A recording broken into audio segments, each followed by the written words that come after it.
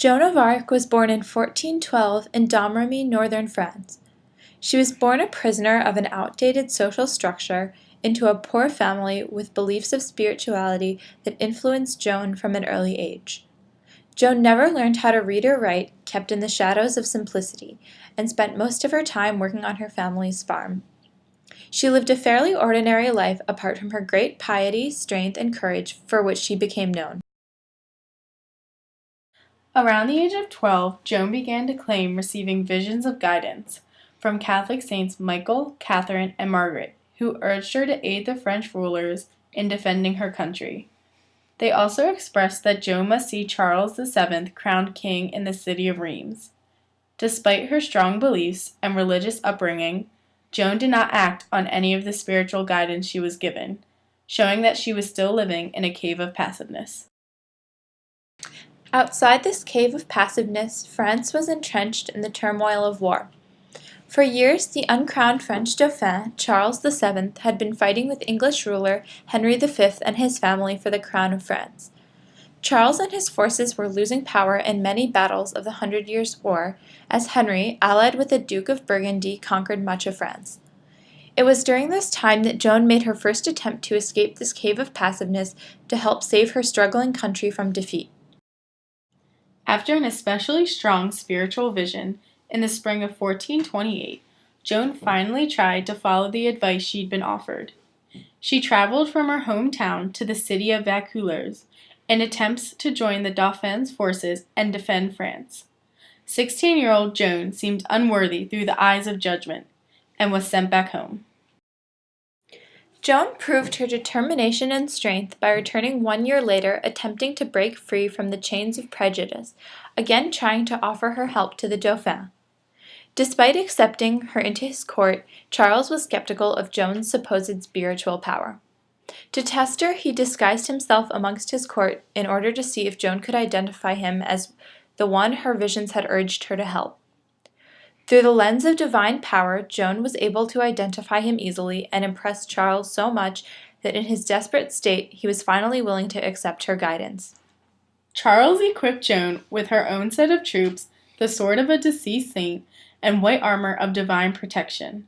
On horseback she rode into the city of Orleans, which had been under siege, and, if captured by the English forces, would significantly weaken France. Despite almost impossible odds, Joan was able to infiltrate the besieged city and deliver crucial supplies to its inhabitants. Past attempts to capture the fortress of St. Loup had failed miserably for the French forces, but with Joan's strategies of defiance, it and several others were captured successfully, and within only 10 days the English siege was over. After this victory, France was able to reclaim the city of Reims, the traditional location for coronations. Joan saw to it that Charles was crowned king, as she had been guided.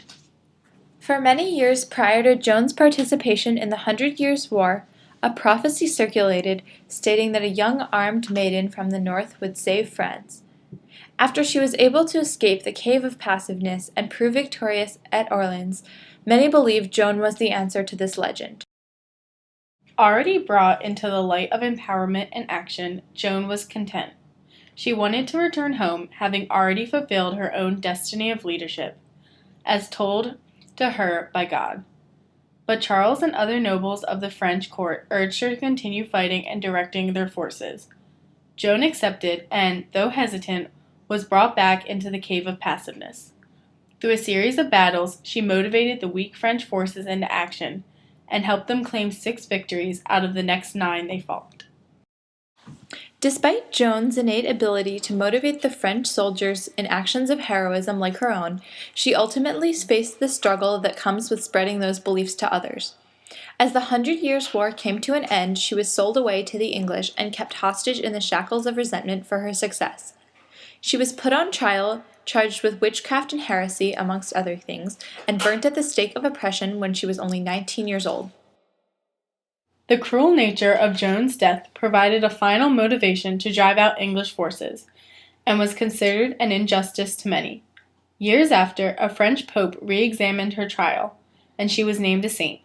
Neither science nor religion, nor any other theories, can fully explain what made Joan of Arc capable of overcoming both the social norms and the great physical barriers in her way. Her story has inspired many over time, from devout Catholics to feminists to stylists who copied her cropped hair. Her ability to transcend time solidifies her legacy as not only a miraculous tale, but a living myth, whose story has outlasted her and continues to garner attention and inspire movements even 6 centuries after her death.